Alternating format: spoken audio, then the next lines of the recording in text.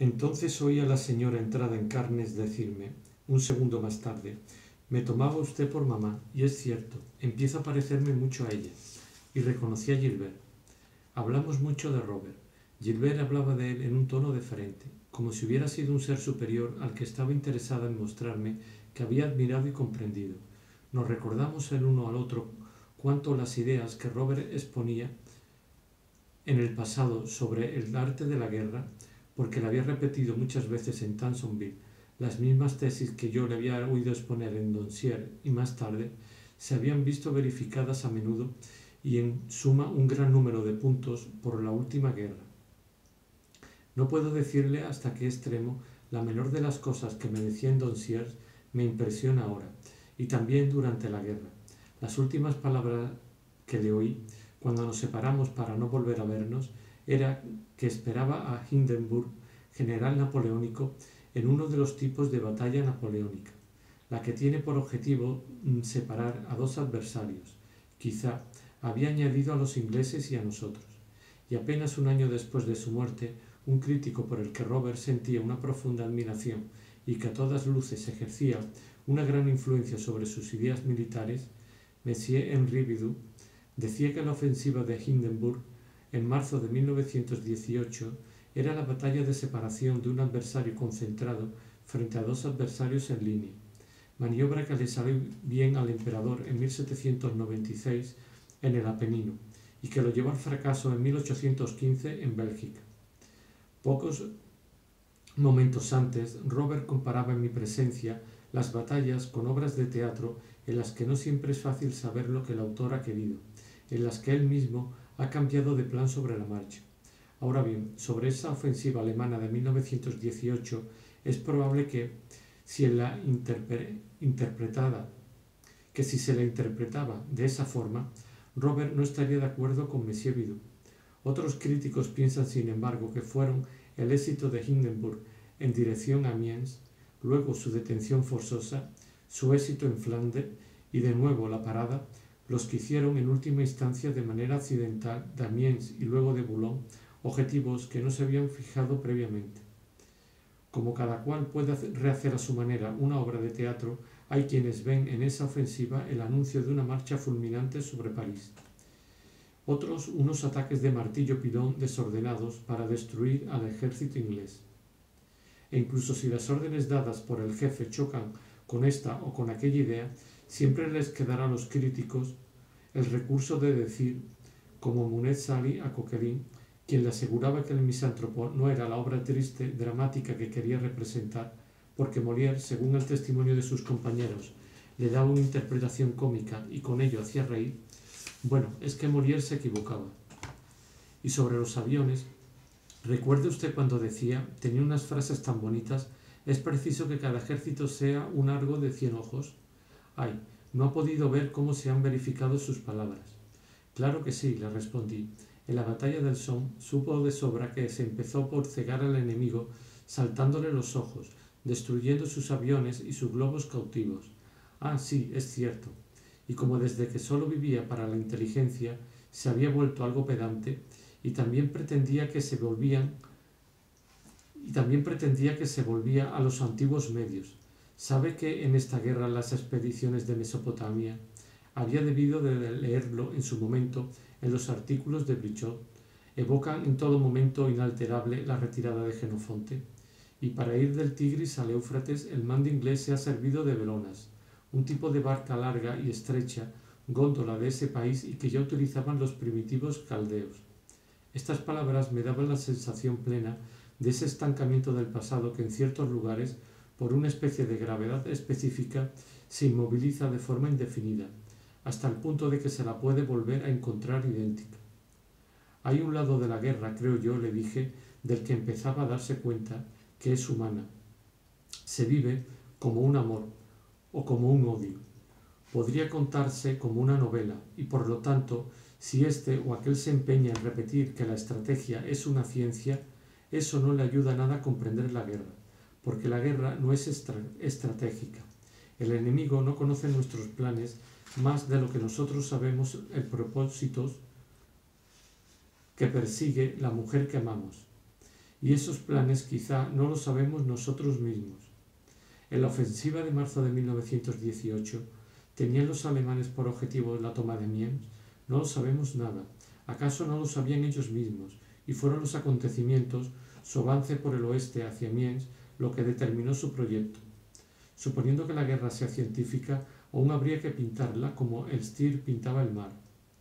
Por el otro sentido, y a partir de ilusiones, de convicciones que van rectificándose poco a poco, igual que Dostoyevsky contaría una vida. Por otra parte, es demasiado evidente que la guerra no es estratégica, sino más bien médica, ya que comporta accidentes imprevistos que el clínico podía esperar evitar, como la Revolución Rusa. Pero confieso que por causa de las lecturas que había hecho en Baalbek, no lejos de Robert, estaba más impresionado, como en la campaña de Francia, por volver a encontrar la trinchera de Madame de Sévigné en Oriente, a propósito del sitio de Kut el Amarna. Kut el Emir, como nosotros decimos, Vox le Vicomte y Baillot le Boc, habría dicho el cura de Combray si hubiese extendido su sed de etimología a las lenguas orientales, por ver reaparecer junto a Bagdad ese nombre de Basora del que tanto se trata en las 1001 noches, y a la que cada vez llega después de haber dejado Bagdad o antes de regresar a ella para embarcarse o desembarcar, mucho antes que el general Township y el general Gorin en tiempos de los califas Sinbad el Marino. En toda aquella conversación Gilbert me había hablado de Robert con una deferencia que parecía dirigirse más a mi antiguo amigo que a su esposo difunto. Daba la impresión de decirme: sé lo mucho que usted lo admiraba. Créame que supe comprender el ser superior que era. Y sin embargo, el amor que seguramente ya no sentía por su recuerdo, quizás seguía siendo la causa lejana de ciertas particularidades de su vida actual. Gilbert, por ejemplo, tenía ahora por amiga inseparable a André. Aunque ésta empezase, gracias sobre todo al talento de su marido y a su propia inteligencia, a penetrar, no desde luego en el medio de los guermantes, sino en un mundo infinitamente más elegante que el que frecuentaba en el pasado,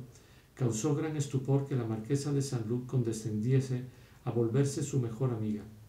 El hecho pareció ser en Gilbert un signo de su inclinación por lo que ella creía una existencia artística y por una efectiva decadencia social. Esa explicación puede ser la verdadera. Otra, sin embargo, vino a mi mente, muy convencida siempre de que las imágenes que vemos reunidas en alguna parte son por lo general el reflejo, o de una manera u otra el efecto, de un primer agrupamiento bastante diferente, aunque simétrico, de otras imágenes, extremadamente alejado del segundo. Yo pensaba que si todas las noches se veía juntos a André, a su marido y a Gilbert, quizá era porque tantos años antes se había podido ver al futuro marido de André vivir con Rachel y luego dejarla por André. Es probable que entonces Gilbert, en el ambiente demasiado distante, demasiado elevado en que vivía, no hubiera sabido nada. Pero había debido de saberlo más tarde, cuando André había ascendido y ella misma había descendido lo suficiente para que pudieran verse. Entonces había debido ejercer sobre ella un gran prestigio la mujer por la que Rachel había sido abandonada por el hombre, pese a todo, seductor sin duda, que ella había preferido a Robert.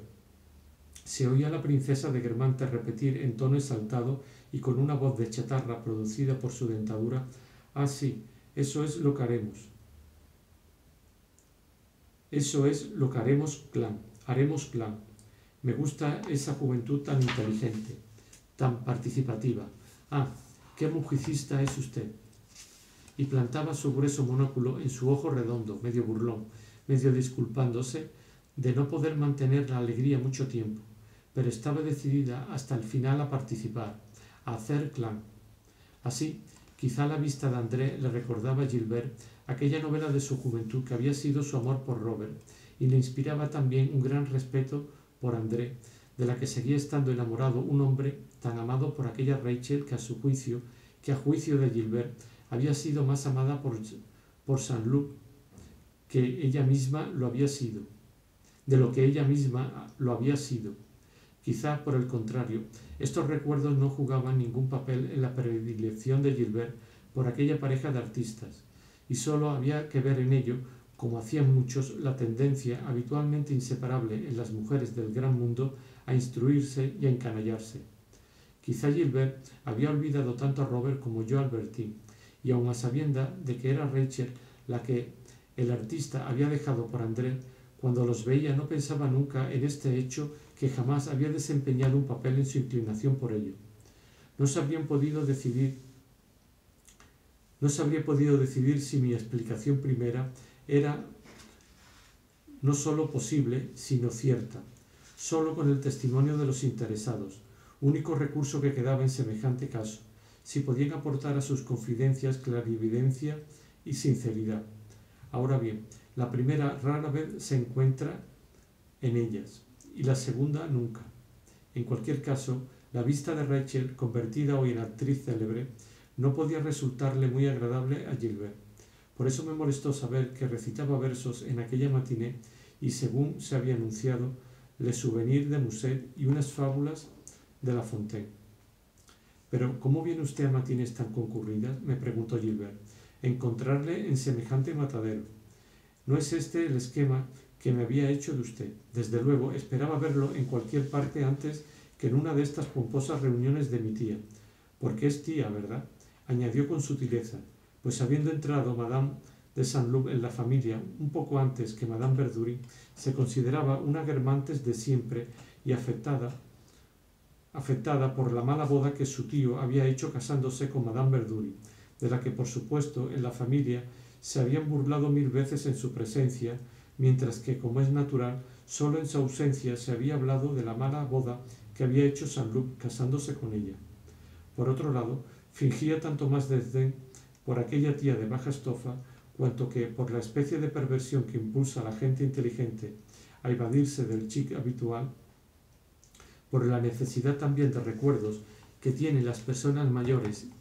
y para tratar, por último, de dar un pasado a su elegancia nueva, a la princesa de Guermantes le gustaba decir, refiriéndose a Gilbert: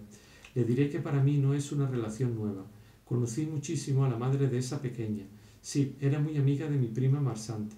Fue en mi casa donde conoció al padre de Gilbert. En cuanto al pobre Saint-Loup, conocía de antes a toda su familia. Su propio tío era íntimo mío en otro tiempo en la Raspelière. Como ve, los Verdurin no eran para nada unos bohemios», me decía la gente que oía hablar así a la princesa de Guermantes. «Eran amigos de siempre de la familia de Madame de Saint-Loup. ¿Acaso yo era el único en saber, gracias a mi abuelo, que los Verdurin no eran unos bohemios? En efecto, pero no precisamente por el hecho de haber conocido a Odette. Mas los relatos del pasado que ya nadie conoce son fáciles de amañar, como los de viajes a países a los que nadie ha ido nunca. En fin», concluyó Gilbert, «ya que usted sale a veces de su torre de marfil, unas pequeñas reuniones íntimas en mi casa, a las que invitaría ingenios simpáticos, ¿no le irían mejor? Fiestas de tanto aparato como esta son muy poco apropiadas para usted. Estaba viéndole hablar con mi tía, Orián, que tiene todas las cualidades que se quiera, pero a la que no ofenderemos declarando que no pertenece a la élite pensante, ¿verdad?». No podía poner a Gilbert al corriente de los pensamientos que tenía desde hacía una hora, pero creí que, en términos de pura distracción, podría servir a mis placeres, que, por cierto, no me parecía que debieran consistir en hablar de literatura con la duquesa de Guermantes más que con Madame de Saint-Loup. Tenía desde luego la intención de volver a empezar desde el día siguiente, aunque esta vez con un fin, el de vivir en soledad. Ni siquiera en mi casa dejaría que viniese nadie a verme en mis momentos de trabajo, porque el deber de hacer mi obra primaba sobre el de ser cortés o incluso bueno. Insistirían, sin duda, los que no me habían visto desde hacía tanto tiempo, ahora que acababan de volver a encontrarme y me creían curado, viniendo cuando la tarea de su jornada o de su vida hubiera cambiado o se hubiese interrumpido, y teniendo entonces esa misma necesidad de mí que yo había tenido en otro tiempo de Saint-Loup. Y porque, como ya había advertido en Combray cuando mis padres me hacían reproches en el momento en que acababa de tomar, sin ellos saberlo, las más loables resoluciones, los relojes internos asignados a los hombres no están regulados todos por la misma hora. Uno da la del descanso en el mismo momento en que otro da la del trabajo. Uno la del castigo por el juez, cuando en el culpable hace tiempo que ha sonado la del arrepentimiento y del perfeccionamiento interior. Pero a los que vendrían a verme o mandarían en mi busca, tendría el valor de responderles que tenía, para cosas esenciales de las que era propio que me pusiese al corriente, sin tardanza, una cita urgente, capital, conmigo mismo. Y sin embargo, aunque haya poca relación entre nuestro yo verdadero y el otro, a causa del homonimato y del cuerpo común a ambos, la abnegación que os lleva a sacrificar los deberes más fáciles, incluso los placeres, parece egoísmo a los demás. Y por otra parte, no era para ocuparme de ellos por lo que viviría lejos de los que se quejarían de no verme, para ocuparme de ellos más a fondo de lo que habría podido hacer a su lado, para tratar de revelarlos a ellos mismos, para realizarlos. ¿De qué habría servido que, todavía durante años, hubiese perdido unas veladas haciendo deslizar sobre el eco, apenas desvanecido de sus palabras, el sonido igual de vano de las mías, por el estéril placer de un contacto mundano que excluye toda penetración? ¿No sería mejor que de aquellos gestos que hacían, de aquellas palabras que decían, de su vida, de su naturaleza, intentase yo describir la curva y deducir la ley? Por desgracia, tendría que luchar contra ese hábito de ponerse en el lugar de los otros que, pese a favorecer la concepción de una obra, retrasa su ejecución, pues por una cortesía superior impulsa a sacrificar a los otros no sólo el placer propio, sino también el propio deber cuando, poniéndose en el lugar de los otros, ese deber, sea el que sea, aunque fuese para alguien que no pueda prestar ningún servicio en el frente, quedarse en la retaguardia donde es útil, aparece, cosa que no es en realidad, como nuestro propio placer. Y muy lejos de creerme desdichado por esa vida sin amigos, sin conversación, como a los más grandes les ha ocurrido creer, me daba cuenta de que las fuerzas de exaltación que se gastan en la amistad son una especie de voladizo hacia una amistad particular que no lleva nada y se aparta de una verdad hacia la que eran capaces de concluirnos. Eran capaces de conducirnos. Pero en fin, cuando me fuera necesario unos intervalos de reposo y de compañía, sentía que más que las conversaciones intelectuales que la gente de mundo cree útiles para los escritores, ligeros amoríos con muchachas en flor sería un alimento selecto que, en rigor, podría permitir a mi imaginación, semejante al caballo famoso que sólo se alimentaba de rosas. Lo que de pronto volvía a desear era aquello con lo que había soñado en Valme, cuando, sin conocerlas todavía, había visto pasar delante del mar a Albertín, a André y a sus amigas. Pero por desgracia, aquellas por las que en este momento sentía un deseo tan fuerte, ya no podía esperar encontrarlas. La acción de los años que había transformado a todos los seres que había visto hoy y a la propia Gilbert probablemente había hecho de todas las que sobrevivían, como habría hecho con Albertín si no hubiera perecido, mujeres demasiado distintas de las que yo recordaba. Sufría por estar íntimamente obligado a alcanzarlas, porque el tiempo que cambia a los seres no modifica la imagen que de ellos hemos conservado. Nada es más doloroso que ese contraste entre la alteración de los seres y la fijeza del recuerdo cuando comprendemos que lo que ha conservado tanta frescura en nuestra memoria ya no puede tenerla en la vida, que no podemos acercarnos, fuera, a lo que parece tan bello dentro de nosotros, a lo que excita en nosotros un deseo, sin embargo tan individual, de volver a verlo, si no es buscándolo en un ser de la misma edad, es decir, en otro ser. Y es que, como a menudo había podido sospechar, lo que parece único en una persona deseada no le pertenece. Pero el tiempo transcurrido me daba de ella una prueba más completa, porque después de 20 años quería buscar espontáneamente, en vez de las muchachas que había conocido, a las que ahora poseían aquella juventud que las otras tenían entonces. Por otra parte, no es sólo el despertar de nuestros deseos carnales lo que no corresponde a ninguna realidad, porque no tiene en cuenta el tiempo perdido. A veces me ocurría desear que, por un milagro, acudiesen a mi lado, aún vivas, contra lo que yo había creído mi abuela, Albertín.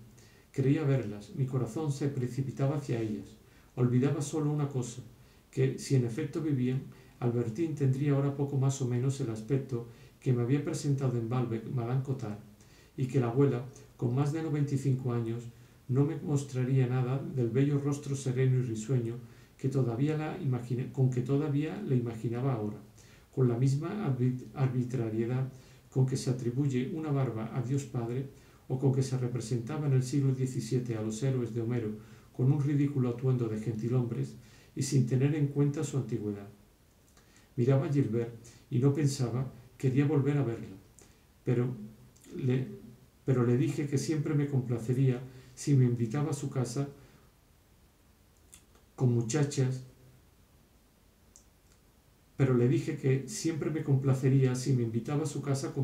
muy jóvenes, a ser posible pobres, para que con pequeños regalos pudiera yo complacerlas, sin pedirles por lo demás otra cosa que hacer renacer en mí los ensueños, las tristezas de otro tiempo, y quizá un día improbable, un casto beso. Gilbert sonrió y dio luego la impresión de buscar seriamente algo en su cabeza. Así como a Stier le gustaba ver encarnada ante él, en su mujer, la belleza veneciana que tantas veces había pintado en sus obras, yo daba la excusa de sentirme atraído por cierto egoísmo estético hacia las mujeres bellas que podían hacerme sufrir, y tenía cierto sentimiento de idolatría por las futuras Gilbert, las futuras duquesa de Guermantes, las futuras Albertine que pudiera encontrar, y que, a mi parecer, podrían inspirarme como un escultor que pasea entre bellos mármoles antiguos. Habría debido pensar, sin embargo, que anterior a cada una era mi sentimiento del misterio en que estaban inmersas, y que por lo tanto, más que pedir a Gilbert que me hiciera conocer muchachas, habría hecho mejor yendo a esos lugares donde nada nos ata a ellas, donde entre ellas y nosotros sentimos una cosa infranqueable, donde a 2 pasos, en la playa, camino del baño, nos sentimos separados de ella por lo imposible. Así era como mi sentimiento del misterio había podido aplicarse sucesivamente a Gilbert, a la duquesa de Guermantes, a Albertine, a tantas otras. Sin duda, lo desconocido y casi lo inconocible se había vuelto lo conocido, lo familiar, indiferente o doloroso, pero reteniendo algo de lo que había sido un cierto encanto. Y a decir verdad, como en estos calendarios que nos trae el cartero para conseguir su aguinaldo, no había un solo año de mi vida que no hubiese tenido en su frontispicio o intercalado entre sus días la imagen de una mujer que yo había deseado, imagen a menudo tanto más arbitraria cuanto que a veces nunca había visto esa mujer, cuando era, por ejemplo, la doncella de Madame Putbus, Mademoiselle d'Orgueville, o tal muchacha cuyo nombre había visto en la crónica de sociedad de un periódico, entre el enjambre de encantadoras balsadoras. La adivinaba hermosa, me enamoraba de ella, y le componía un cuerpo ideal que dominaba desde toda su altura un paisaje de la provincia donde yo había leído en la Noire de Chateau que se encontraban las propiedades de su familia. En cuanto a las mujeres que había conocido, ese paisaje era por lo menos doble. Cada una se elevaba en un punto diferente de mi vida, erguida como una divinidad protectora y local, primero en medio de uno de esos paisajes soñados cuya justaposición cuadriculaba mi vida y donde me había decidido a imaginarla,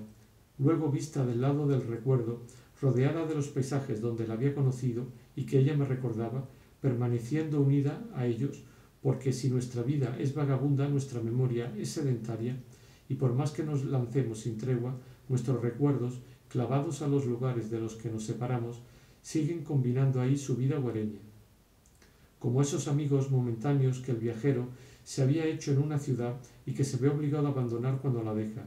porque es ahí donde ellos, que no parten, acabarán su jornada y su vida como si él estuviera todavía allí, al pie de la iglesia, delante del puerto y bajo los árboles del paseo, hasta el punto de que la sombra de Gilbert se alargaba no sólo ante una iglesia de l'Île-de-France donde yo la había imaginado, sino también en la alameda de un parque por la parte de Meseglis, la de Madame de Guermantes en un camino húmedo donde ascendían en copos racimos violetas y rojizos, o sobre el oro matutino de una acera parisiense. Y esa segunda persona, la nacida no del deseo sino del recuerdo, no era para cada una de aquellas mujeres única, porque cada una La había conocido en ocasiones distintas, en tiempos diferentes en los que era otra cosa para mí, en los que era otra para mí, en los que yo mismo era otro, inmerso en sueños de otro color. Y la ley que había gobernado los ensueños de cada año mantenían reunidos a su alrededor los recuerdos de una mujer que yo había conocido en ellos. Todo lo que se refería, por ejemplo, a la duquesa de Guermantes en la época de mi infancia, estaba concentrado, en virtud de una fuerza atractiva, alrededor de Combray. Y todo lo que tenía que ver con la duquesa de Guermantes, que dentro de un momento iba a invitarme a almorzar, alrededor de un ser sensitivo totalmente distinto. Había varias duquesas de Guermantes, como había habido, después de la dama de rosa, varias Madame Swann, separadas por el éter incoloro de los años, y ya no podía saltar de la una a la otra como no hubiera podido dejar un planeta para ir a otro que el éter separa del primero. No solo separado, sino distinto, adornado con los sueños que de él había tenido en tiempos diferentes, una especie de flora particular que no se encontrará en otro planeta, hasta el punto de que después de haber pensado que no iría a almorzar ni con Madame de Forcheville ni con Madame de Guermantes, no podía decidirme, por lo mucho que eso me hubiera trasladado a un mundo distinto, que la una no era una persona diferente de la duquesa de Guermantes que descendía de Genoveva de Brabante y la otra de la dama de Rosa, porque en mí un hombre instruido me lo aseguraba con la misma autoridad que un sabio hubiera podido asegurarme que una vía láctea de nebulosas era debida a la segmentación de una sola y misma estrella. Así Gilbert, a quien sin embargo yo pedía, sin darme cuenta, que me permitiese tener amigas como ella lo había sido en otro tiempo, para mí ya no era más que Madame de Saint-Lô. Al verla, ya no pensaba en el papel que había jugado antaño en mi amor. Había olvidado por ella mi admiración por Bergotte. Por Bergotte vuelto simplemente para mí el autor de sus libros, sin que yo recordase, salvo en recuerdos escasos y completamente separados, la emoción de haber sido presentado al hombre, la decepción, el estupor de su conversación, en el salón forrado de pieles blancas, lleno de violetas, al que tan temprano llevaban sobre tantas consolas distintas, tantas lámparas. Todos los recuerdos que componían la primera Mademoiselle Swann estaban en efecto escindidos de la Gilbert actual, retenidos muy lejos por las fuerzas de atracción de un universo distinto, alrededor de una frase de Bergotte como con la que hacían cuerpo y bañados en un perfume de espino blanco. La fragmentaria Gilbert de hoy escuchó mi petición con una sonrisa, luego se puso a reflexionar, adoptó un aire serio, y yo me sentía feliz, porque eso le impedía prestar atención a un grupo cuya vista no le hubiera resultado desde luego agradable. En él se veía la duquesa de Guermantes en animada conversación con una horrible vieja a la que yo miraba sin poder adivinar en absoluto quién era. Decididamente no lo sabía. En efecto, era con Rachel, es decir, con la actriz ahora célebre que iba a recitar durante aquella matiné versos de Víctor Hugo y de La Fontaine, con quien la tía de Gilbert, Madame de Guermantes, hablaba en ese momento, porque la duquesa, consciente desde hacía demasiado tiempo de ocupar la posición más elevada de París, sin darse cuenta de que semejante posición solo existe en las mentes que creen en ella, y que muchas de las personas nuevas, si no la veían en ninguna parte, si no leían su nombre en la crónica social de alguna fiesta elegante, creían que no ocupaba de hecho ninguna posición, no veía ya, salvo en visitas tan escasas y espaciadas como podía y entre bostezos, al Faubourg Saint-Germain, que, según ella, la mataba el aburrimiento y se permitía a cambio la fantasía de almorzar con esta o aquella actriz que le parecía deliciosa. En los ambientes nuevos que frecuentaba, donde seguía siendo la de siempre más de lo que ella creía, continuaba creyendo que aburrirse fácilmente era una superioridad intelectual, pero lo expresaba con una especie de violencia que daba a su voz algo de ronco. Cuando yo le hablaba de Brichot, y ya me ha dado suficiente lata durante 20 años, y cuando Madame de Cambremer decía, relea lo que Schopenhauer dice de la música, nos llamó la atención sobre esta frase diciendo con violencia, relea, es una obra maestra. Ah, no, eso sí que no nos engañe. El viejo d'Albon sonrió al reconocer una de las formas del espíritu Guermantes. Gilbert, más moderna, permaneció impasible. Aunque hija de Swann, como un pato incubado por una gallina, era más laquista. Decía, me parece de un emocionante, tiene una sensibilidad encantadora. Le dije a Madame de Guermantes que había vuelto a ver a Monsieur de Charlus. Ella lo encontraba más bajo de lo que era, porque la gente del gran mundo hace diferencias por lo que concierne a la inteligencia, no sólo entre diversas personas del gran mundo en quienes es más o menos igual, sino incluso en una misma persona en diferentes momentos de su vida. Luego añadió, siempre ha sido el retrato de mi suegra, pero ahora es todavía más impresionante. Ese parecido no tenía nada de extraordinario. Como se sabe, ciertas mujeres se proyectan en cierto modo en todo ser con la mayor exactitud. El único error está en el sexo, error del que no puede decirse feliz culpa, porque el sexo reacciona sobre la personalidad y en un hombre la misma feminidad se vuelve afectación, la reserva susceptibilidad, etc. No importa, en la cara, aunque tenga barba, en las mejillas, aunque estén congestionadas bajo las patillas, hay ciertas líneas que pueden superponerse a algún retrato materno. Casi no hay un viejo Charlus que no sea una ruina en la que no se reconozca con asombro, bajo todos los empastes de la grasa y de los polvos de arroz, algunos fragmentos de una mujer hermosa en su eterna juventud. En ese momento entró Morel. La duquesa estuvo con él de una amabilidad que me desconcertó un poco. Yo no tomo partido en las peleas de familia, dijo ella. ¿No le parece que son de un aburrimiento las peleas de familia? Porque si en estos periodos de 20 años los conglomerados de camarillas se deshacían y volvían a formarse, según la atracción de astros nuevos, también destinados por otra parte a alejarse, luego a reaparecer, en el alma de los seres se producían cristalizaciones y luego desmenuzamientos seguidos de nuevas cristalizaciones. Si para mí Madame de Guermantes había sido muchas personas, para Madame de Guermantes, para Madame Swann, etc., tal persona concreta había sido un favorito de una época anterior al caso Dreyfus, luego un fanático o un imbécil a partir del caso Dreyfus, que había cambiado para ellos el valor de los seres y clasificado de otra forma los partidos, que luego también se habían deshecho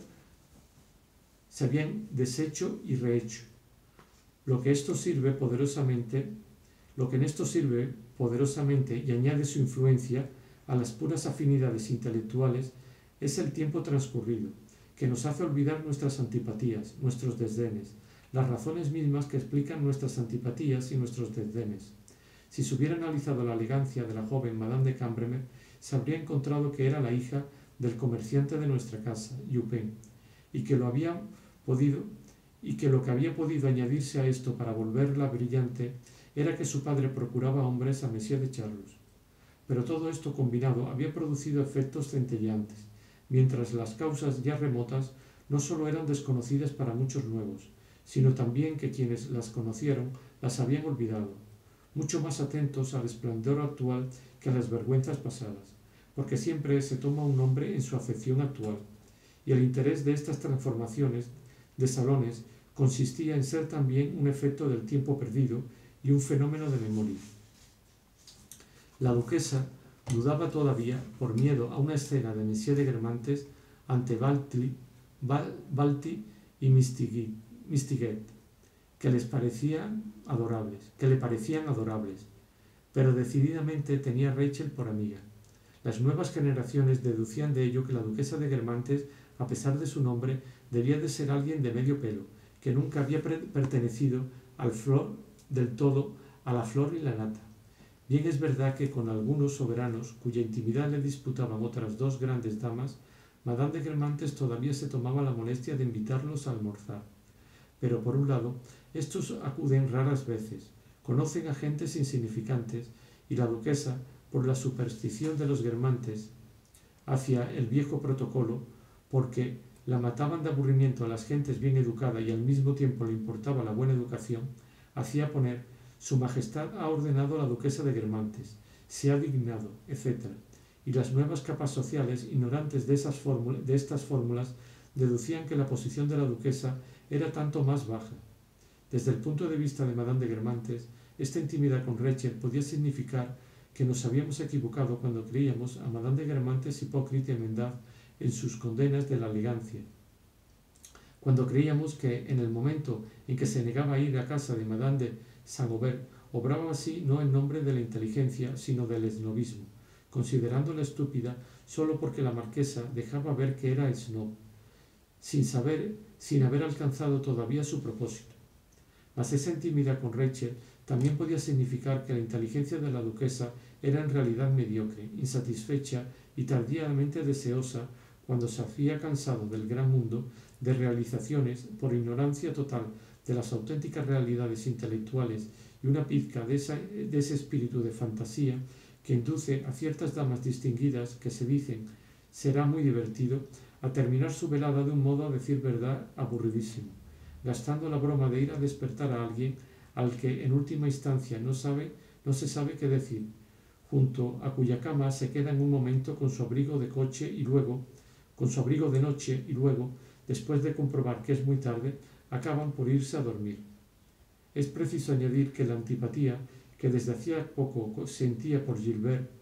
la versátil duquesa, podía proporcionarle cierto placer recibiendo a Rachel, cosa que además le permitía proclamar una de las máximas de los Guermantes, a saber, que eran demasiado numerosos para asumir las peleas,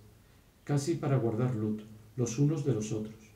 Independencia del no tengo por qué, que había reforzado la política que fue preciso adoptar con Mesía de Charlus porque, de haberlo secundado, los habría malquistado con todo el mundo. En cuanto a Rachel, si bien es cierto que se había esforzado mucho por intimar con la duquesa de Guermantes, esfuerzo que la duquesa no había sabido discernir bajo unos desprecios afectados y unas descortesías deliberadas que le habían empujado al juego y le habían dado una gran opinión de la actriz tan poco snob, esto se debía sin duda, en líneas generales, a la fascinación que la gente de mundo ejerce a partir de cierto momento sobre los bohemios más recalcitrantes, paralela a la que estos mismos bohemios ejercen sobre las gentes de mundo, doble reflujo que corresponde, en el ámbito político, a la curiosidad recíproca y al deseo de pactar alianzas entre pueblos que se han combatido. Pero el deseo de Rachel podía tener una razón más particular. Era en casa de Madame de Guermantes era en casa de Madame de Guermantes y de Madame de Guermantes donde Rachel había recibido en otro tiempo su más terrible afrenta. Poco a poco Rachel la había, si no olvidado, perdonado, mas el singular prestigio que a sus ojos había adquirido la duquesa no debía borrarse nunca. La conversación de la que yo quería apartar la atención de Gilbert se vio por lo demás interrumpida, porque la anfitriona buscaba a la actriz a la que le había llegado el momento de recitar y que, después de dejar a la duquesa, no tardó en aparecer sobre el estrado. Ahora bien, entre tanto, en el otro extremo de París tenía lugar un espectáculo muy distinto. La Berma, como he dicho, había invitado a varias personas a ir a tomar el té para festejar a su hijo y a su nuera, pero los invitados tardaban en llegar. Enterada de que Rachel recitaba versos en casa de la princesa de Guermantes, cosa que escandalizaba no poco a la Berma, gran artista para la que Rachel seguía siendo una furcia, a la que permitían figurar en obras en las que ella misma, la Berma, interpretaba a la protagonista porque Saint-Loup le pagaba sus trajes de escena, escándalo tanto mayor cuanto que por París había corrido la noticia de que las invitaciones iban a nombre de la princesa de Guermantes, pero que era Rachel quien en realidad recibía en casa de la princesa. La Berma había vuelto a escribir con insistencia a algunos fieles para que no faltasen a su merienda, por saber que también eran amigos de la princesa de Guermantes, a la que habían conocido como Verduri.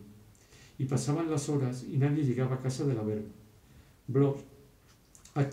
a quien se había preguntado si quería acudir, había respondido ingenuamente: no, prefiero ir a casa de la princesa de Guermantes.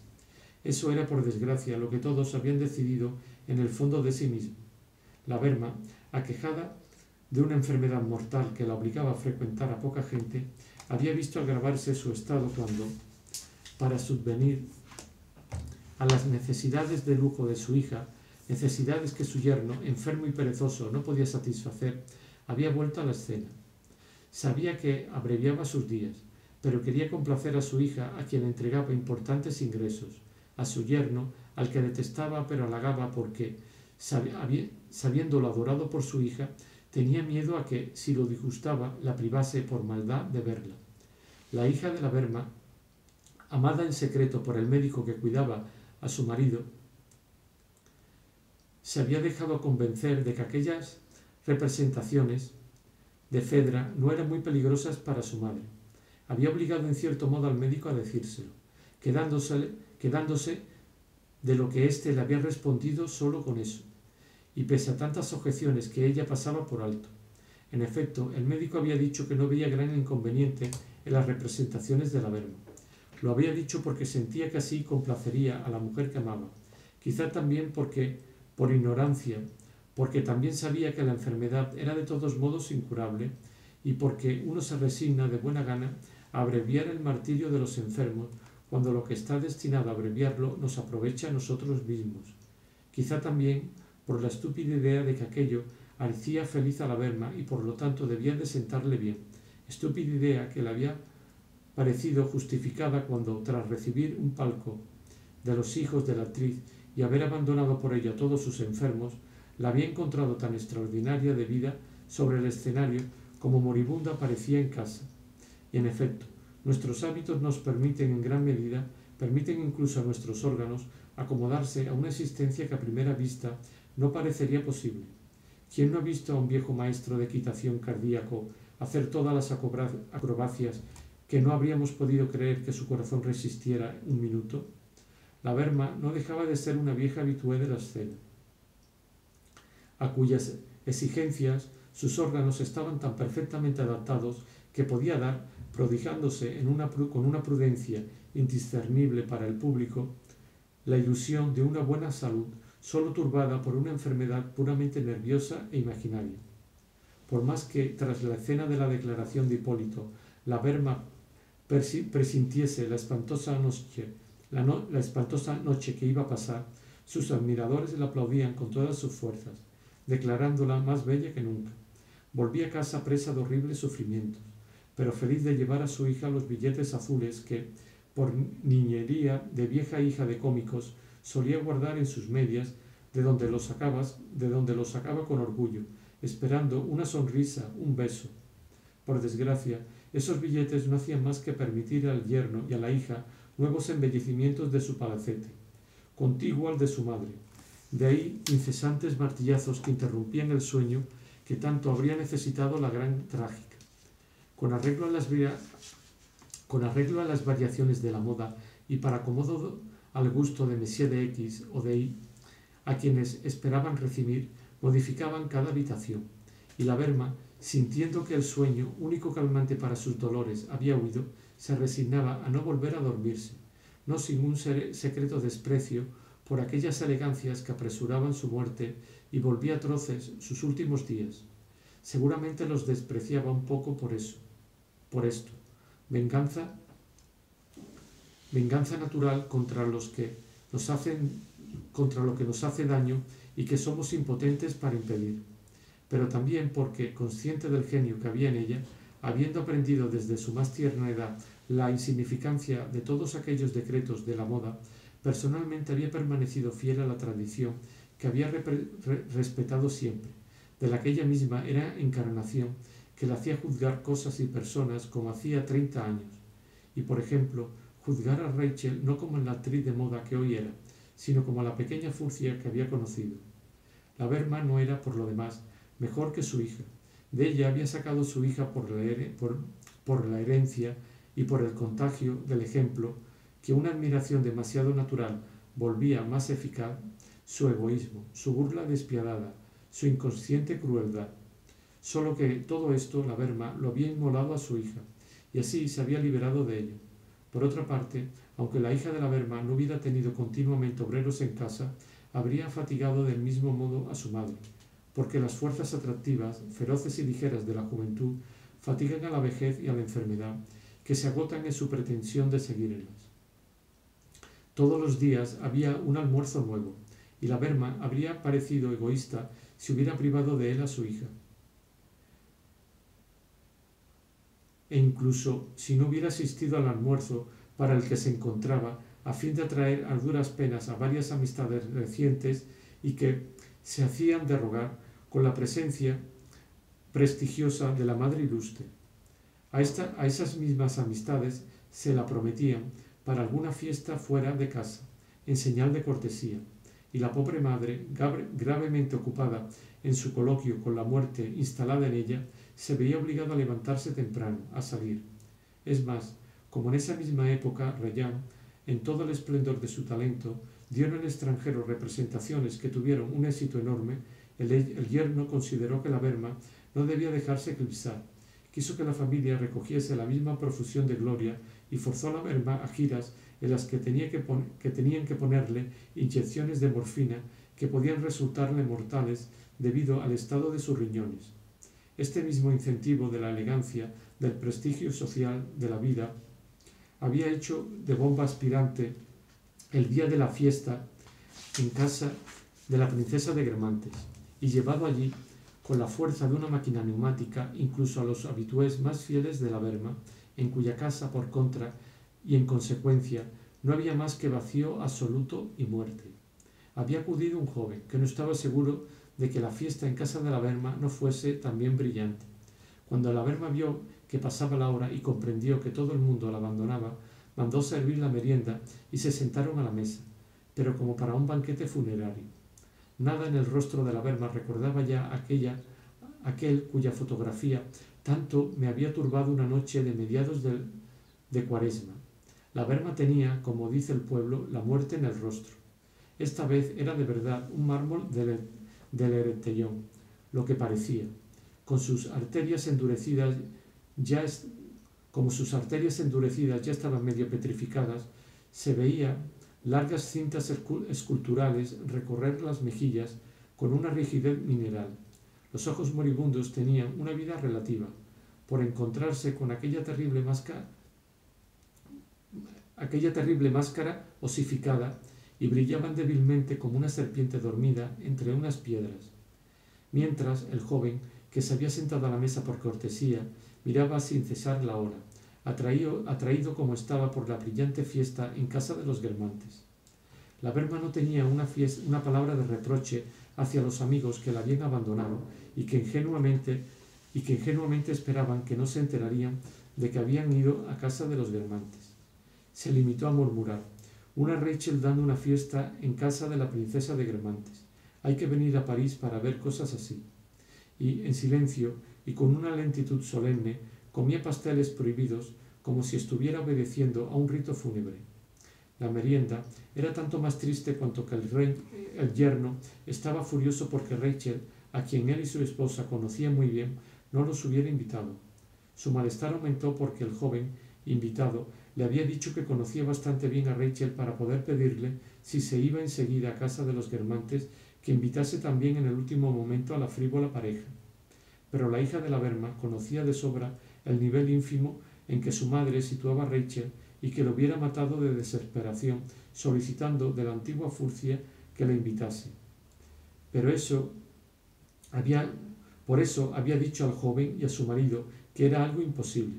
pero se vengaba adoptando durante aquella merienda pequeñas muecas que expresaban su deseo de placeres, el despecho de verse privada de ellos por aquella pesada de su madre. Esta fingía no ver los mohínes de su hija y de vez en cuando dirigía, con voz moribunda, una palabra amable al joven, el único invitado que había acudido. Pero el vendaval de aire que llevaba todo hacia los Guermantes y que me había arrastrado a mí mismo no tardó en imponerse. El joven se levantó y se marchó, dejando a Fedra o a la muerte, no se sabía demasiado bien cuál de las dos era, acabar de comer, con su hija y su yerno, los pasteles funerarios. Fuimos interrumpidos por la voz de la actriz que acababa de elevarse. La suya era una recitación inteligente, porque presuponía el poema que la actriz estaba diciendo como un todo existente antes de aquel recitado y del que sólo oíamos un fragmento, como si el artista, pasando por un camino, se hubiera encontrado durante unos instantes al alcance de nuestro oído. El anuncio de poesías, que casi todo el mundo conocía, había agradado, pero cuando se vio a la actriz, antes de empezar, buscar por todas partes con ojos extraviados levantar las manos con aire suplicante y emitir como un gemido cada palabra, todos se sintieron molestos, casi lastimados por aquella exhibición de sentimientos. Nadie había pensado que recitar versos pudiera ser algo parecido. Poco a poco uno se habitúa, es decir, olvida la primera sensación de malestar, discierne lo que está bien, compara en su mente diversas maneras de recitar para decirse esto está mejor, esto está peor. Pero la primera vez, lo mismo que cuando en una causa sencilla se ve a un abogado adelantarse, levantar en el aire un brazo del que cae la toga y empezar en tono amenazador, no se tiene valor para mirar a los vecinos, porque nos figuramos que es grotesco, aunque después de todo quizás sea magnífico, y esperamos para saber a qué atenernos. Sin embargo, los oyentes se quedaron estupefactos viendo a aquella mujer, antes de haber emitido un solo sonido, plegar las rodillas, tender los brazos meciendo a algún ser invisible, volverse patizamba y de repente, para decir unos versos muy conocidos, adoptar un tono suplicante. Todo el mundo se miraba sin saber muy bien qué cara poner. Algunas jóvenes maleducadas ahogaban un ataque de risa. Todos lanzaban a hurtadillas al vecino la mirada furtiva que en las comidas elegantes, cuando uno encuentra a su lado un instrumento nuevo, tenedor para langostas, rallador del azúcar, etc., cuyo uso y manejo no se conoce, aplica a un comensal más autorizado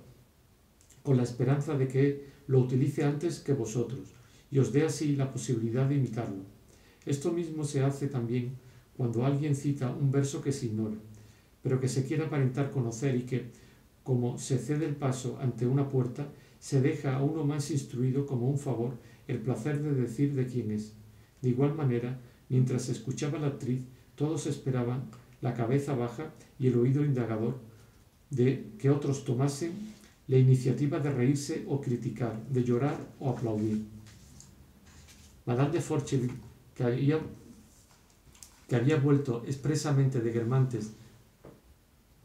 de donde la duquesa había sido poco menos que expulsada, había adoptado un semblante atento, tenso, casi abiertamente desagradable, ya fuese para demostrar que era una entendida y no venía de mundana, ya por hostilidad hacia la gente menos versada en literatura que hubieran podido hablarle de otra cosa, y por contención de toda su persona, a fin de saber si le gustaba, o si no le gustaba, o quizá porque, pese a encontrar aquello interesante, no le gustaba, por lo menos, la manera de recitar ciertos versos. Parece que semejante actitud hubiera debido ser adoptada más bien por la princesa de Guermantes, pero como era en su casa y tan avara como rica, había decidido no dar más de 5 rosas a Rachel, le hacía la claqué, provocaba el entusiasmo y hacía la propaganda lanzando en todo momento exclamaciones arrobadas. Solo en esto volvía a ser Verdurin, porque daba la impresión de escuchar los versos por placer propio, de haber deseado que vinieran a recitarlos para ella, solo para ella, y que allí hubieran por casualidad 500 personas, sus amigos, a quienes habían permitido asistir como a escondidas a su propio placer. Entretanto, observé sin ninguna satisfacción de amor propio, porque estaba vieja y fea, que la actriz me guiñaba un ojo, aunque con cierta reserva. Durante todo el recitado dejó palpitar en sus ojos una sonrisa reprimida y penetrante que parecía el cebo de una aquiescencia que hubiera deseado que saliese de mí. Mientras, algunas viejas damas poco habituadas a los recitales poéticos decían a un vecino: «¿Has visto?», aludiendo a la mímica solemne, trágica de la actriz, y que no sabían cómo calificar. La duquesa de Guermantes advirtió la ligera vacilación y decidió la victoria exclamando: «Es admirable», en mitad del poema, tal vez creyéndolo acabado. Más de un invitado se apresuró entonces a subrayar esta exclamación con una mirada aprobadora y una inclinación de cabeza, para mostrar menos quizá su comprensión de la recitante que sus relaciones con la duquesa. Cuando el poema hubo acabado, como estábamos junto a la actriz, oí a ésta dar las gracias a Madame de Guermantes, y al mismo tiempo, aprovechando que yo estaba al lado de la duquesa, se volvió hacia mí y me dirigió un gracioso saludo. Comprendí entonces que era una persona que yo debía conocer, y que, al contrario de las miradas apasionadas del hijo de Madame de Magovert, que había interpretado como el saludo de alguien que me tomaba por otro, lo que había tomado en la actriz por una mirada de deseo no era más que una provocación contenida para hacerse reconocer y saludar por mí. Respondí al suyo con un saludo sonriente. «Estoy segura de que él no me reconoce», dijo la recitante a la duquesa. «Claro que sí», respondí, con aplomo. «La reconozco perfectamente. Entonces, ¿quién soy?» Yo no tenía ni la menor idea y mi situación se volvía delicada. Por suerte, si durante los más bellos versos de La Fontaine, aquella mujer que los recitaba con tanta seguridad solo había pensado, no sé si por bondad, estupidez o azoramiento, en la dificultad de saludarme, durante los mismos bellos versos Bloch no había pensado en otra cosa que en hacer sus preparativos para poder saltar en cuanto terminase el poema como un sitiado que intenta una salida, y, pasando, si no sobre los cuerpos, al menos sobre los pies de sus vecinos, ir a felicitar a la recitante, bien por una concepción errónea del deber, bien por deseo de ostentación. «Qué raro se hace ver aquí a Rachel», me dijo al oído. En ese momento, ese nombre mágico rompió al punto el encantamiento que había dado al amante de Saint-Loup la forma desconocida de aquella inmunda vieja.